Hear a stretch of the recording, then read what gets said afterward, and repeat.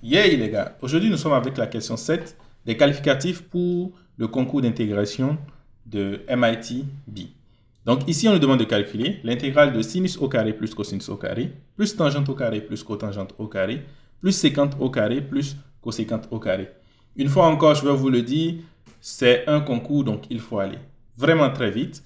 Il ne s'agit pas du tout de prendre chacune des fonctions une à une ici et intégrer.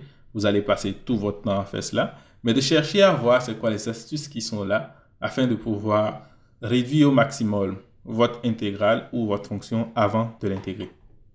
En parlant de réduction, qu'est-ce qu'on peut constater? On peut constater qu'on a une identité ici.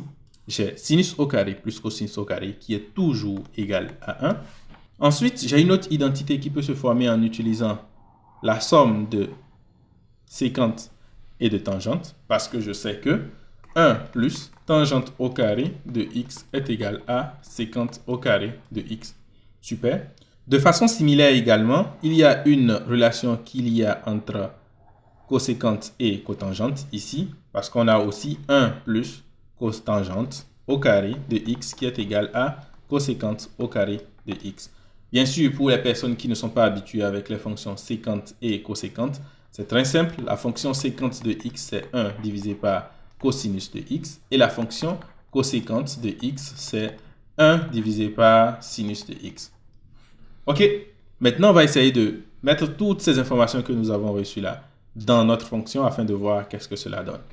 Donc, mon intégrale qui est là peut simplement devenir quoi? Ça peut devenir sinus au carré plus cosinus au carré qui me donne 1 plus tangente au carré, lui, c'est égal à sécante au carré moins 1. Donc, j'aurai sécante carré de x moins 1.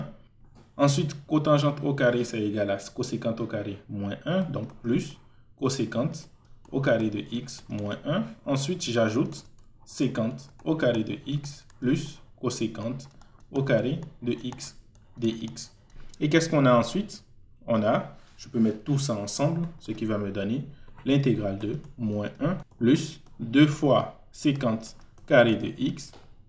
Ensuite, plus 2 fois cosécante au carré de x. Et tout ceci dx. Ici, c'est facile parce que je peux intégrer chacune des fonctions. L'intégrale de moins 1, c'est moins x. Ensuite, l'intégrale de sécante au carré, c'est simplement tangente, donc 2 tangente de x. L'intégrale de cosécante au carré, c'est moins cotangente, donc moins cotangente, avec un 2 ici, bien sûr, de x plus, bien sûr, une constante. Pour la prochaine question, nous venons avec quelque chose de beaucoup plus compliqué. Il faudra calculer l'intégrale de la partie entière de 2023 fois sinus de x dx entre 0 et 2pi. Sur ce, ciao!